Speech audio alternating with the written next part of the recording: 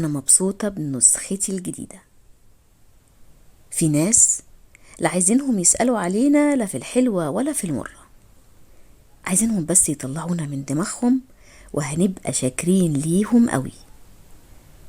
أنا اديت كل واحد مكان على قد مقاسه بالظبط، وحطيت قلبي في مكانه الصح اللي يليق بيه.